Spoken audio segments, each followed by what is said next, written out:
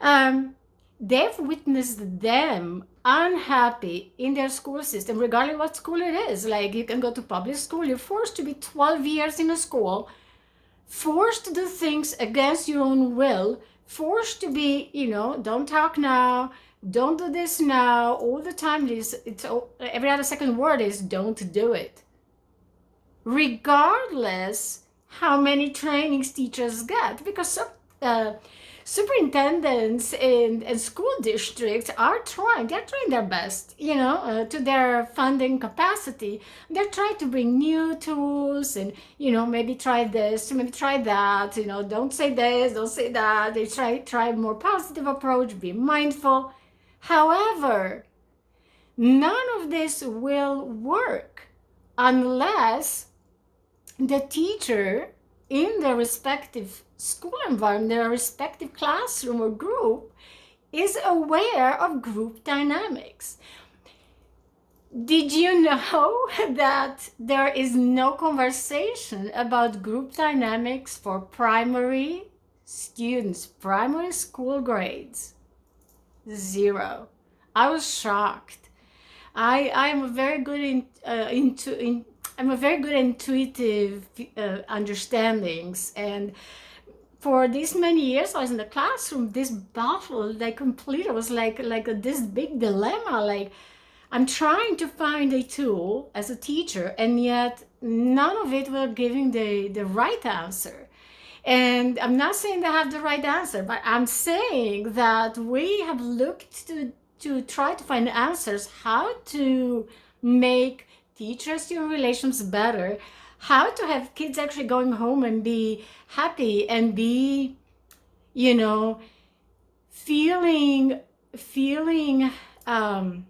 proud that today, their school day, they actually acted upon their own gift and they didn't waste time to nonsense. So what happens? What happens when, think about it, when we are in a situation where people are, they're just telling you all the time, do this, do this, do this. What do? You shut down. If you see kids in a room or in a classroom, just like you can see in their body language, the body is the best expression of how their inner world works. And on top of that, then the teachers go on and like, oh my gosh, stand straight in your chair, like, oh my gosh, stop talking, stop standing up whenever you want. And the question is, why not? That was my entire question. I had so many arguments with my administration, wherever I was going, and I was always a very strong advocate for children's rights in educational situations, where just because a kid tells you, no, I don't want to do this, no, I don't like this, it doesn't mean that they're sending it to offend you, the teacher, or you, the mom, or you, the parent or the grandparent. No, they're actually telling the truth. So you gotta believe them when they're saying.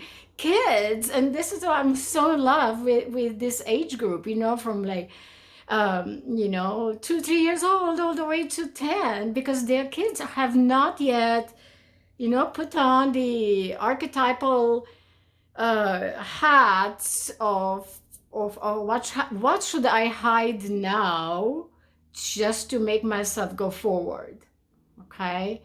And my discoveries have brought me even more questions. Why are teachers, in all this training, they're going to teachers college, they learn this and that, all these strategies, and yet nobody is bringing into question, well, why is the new discoveries in science, like, hey, the law of resonance, law of attraction, all these, like, the quantum mechanics, how it works. Why is nobody bringing this to the teachers to help them out, to help the kids out? And it just breaks my heart. So I'm here to say, hey, it's Tuesday, I'll get back on track. Today is just more like an introduction of what I would like my Tuesdays to become, where I am here to bring tips and tricks to say, let's look to our educational groups in a different way, and also to bring hope to say there is another way. There's another way of teaching. All right. However, if you try doing that, following your intuition and the new science that comes along, you get a lot in trouble with the administration.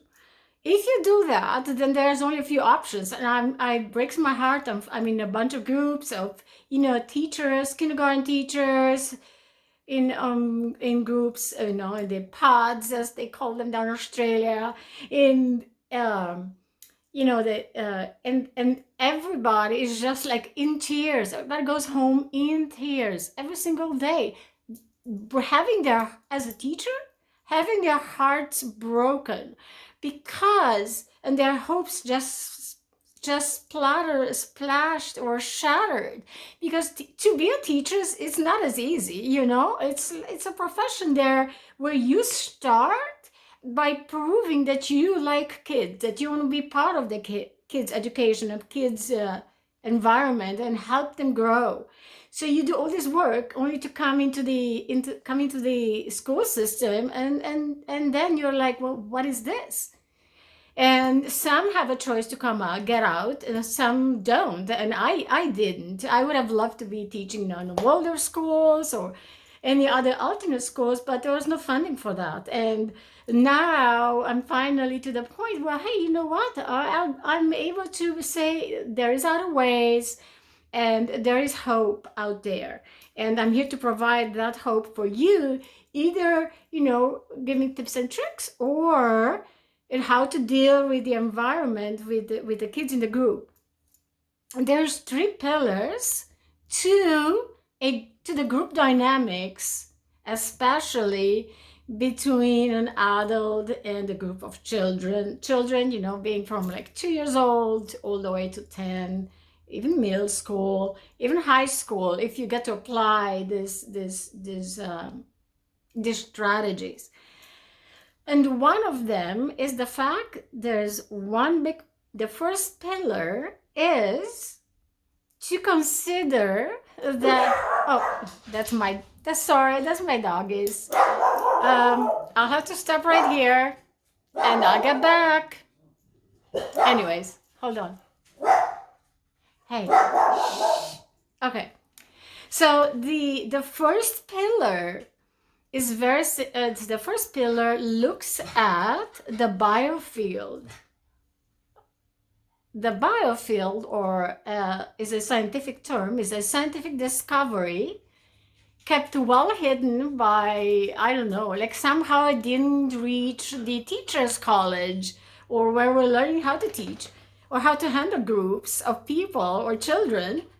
Well, the biofield is around us, is our aura, and it surrounds us and can be measured and scientifically, really. So we're at the point where science merges already with spirituality. However, that old system of teaching schools, as I said, are very patriarchal, very, industrialized, put all the kids in one little box and make sure they follow in order. And even if they get to do a little group, let's say a group of kids, a reading group, or differentiated instruction group, sure, that's for 20 minutes. What do you do the rest of the day when you just teachers just want to quit back, left and right? It's not just because the pay is not good, why teachers want to quit. It's not the fact that there are so many new rules and so many new hoops to jump through. It's not that. It's the fact that the people, the new generation of teachers recognize the fact that this system is outdated. Okay? So I have a little webinar that I've developed. It's a free webinar that explains a little bit more. However, I'm here to say that part of the three pillars that to say the way I've kind of looking at the system, how actually what's most important to kind of understand the group dynamics. And the first pillar is actually understanding our biofield. Our biofield is very volatile. It absorbs everything that's around us. So, you know how just my dogs were barking? So somewhere in my energetic biofield, it's a little bit like a stress. Like I really don't like my dogs barking, right? However, we've got rescues. You know, we're doing our part. We get good karma points. Maybe we keep telling our dog, you know, please put us some good karma points in heaven. Maybe we don't come back next life. You know. But that little bark kind of like stresses me out, right? So that what just happened, that sound, everything is energy, everything is vibration, everything is sound, everything is light, right?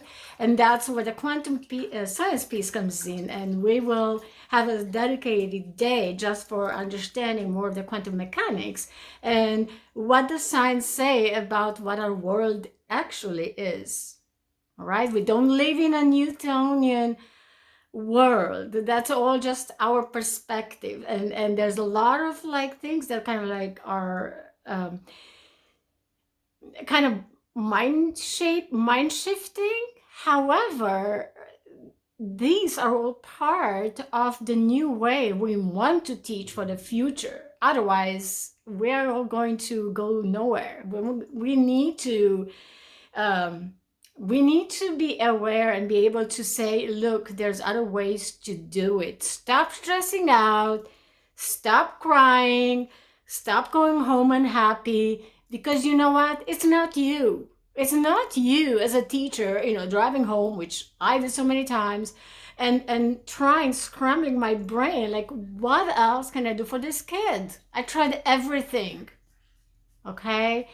And wherever I look for resources, it doesn't matter. It's because they're not looking at the core problem, which is, well, and the first pillar is the energetic biofield, is the mindfulness of the person. Did you know that there's research done with behavioral classes? You know how when in school there are kids who are like going big tantrums and get very mad, so they get pulled out of the classroom, and all of them, all these kids, get back together into a room, more or less designed for exactly this purpose. They can call it whatever they want it, any beautiful names. However, it's designed for exactly this. Take care of the kids who cannot participate or be in a group. And did you know that they go into this group, and there's been studies where the behavior class has started doing yoga classes with the kids. And what do you think happened? These kids went back into the classroom after they've done their program, and they were the best behaviors after that. But wouldn't this be then a flag to say, hey, you know what? Maybe we should start our days with the day with meditation, with mindfulness, with a bit of yoga breathing, and doing a bit of exercises to center ourselves and to honor everybody else who is in the group. If people are there to say, oh my God, the kid is screaming and crying. Well, yeah, they are, because, oh, they're missing their mom. Well, they are, because maybe they don't feel comfortable with the teacher in the classroom, because they still maybe need that affection and that container, right? What they can flourish. Well, why can't we provide then as teachers that container right from the beginning? All right. So just think about that. Just kind of like think it over, and I'm here to say that yes. So the first one is the the first pillar is actually looking at the biofield or the aura of the student or the child and the teachers in the classroom. And, why would that be so volatile and influenced? And then the fact that there is the new science discoveries that are supporting actually what is happening actually right now. And my last my last 2 cents, really, my last 2 pennies is to say, um, if things are happening, behaviors and this and that in the room, in the classroom, or, maybe parents are home trying to deal with their kids, homeschooling, or, well, they are happening for a good reason. And they're happening not for us to actually to start putting the law down and being even more authoritarian, the old regime, tossed it out the window. It's not that. It's because we have to begin with us as a person in the room, as the adult in the room, for us to set the mode and the environment for and teaching the kids how to center, how to deal with emotions. And when that piece is taken care of, then they'll be even more willing to learn, or they'll learn even faster, right? So this is my tips and tricks for Tuesdays, multidimensional intervention tools. First pillar, the first part of the first pillar being our biofield, and all of us, all living beings, have this biofield around us, which is all just light.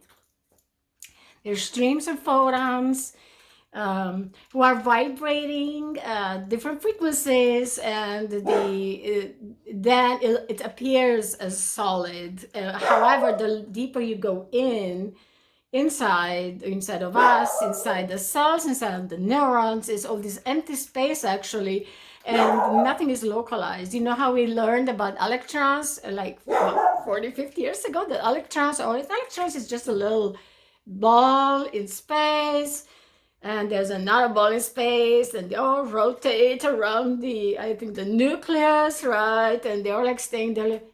No, the new science is saying, no, nothing stays in one place. Everything vibrates.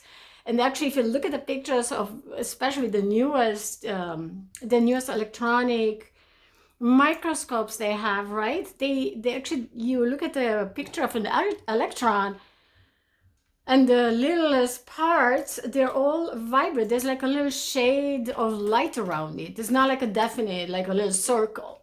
Okay, circles are for us in 3D on our Earth to kind of put time and space together. So if you learn to bypass this status quo, maybe I should say, like how we've learned that, gravity is like this and there's nothing else past me, then actually, if we look at children in our classrooms, and teachers alike, and teenagers, and young adults, and our partner in relationships, if we look at them as information vibrating, we know we're not boxes. We would like to say we're boxes, but we're not. Nor are the kids in our classrooms. And if we get to bypass that status quo, how our old science was saying that, this is what it is, then we actually will find a solution for where will my child go to learn. Okay, maybe I'm a mom and I want to be home. I want to take care of my kids, but I also want to be home and have some time for myself, for self-growth and whatnot.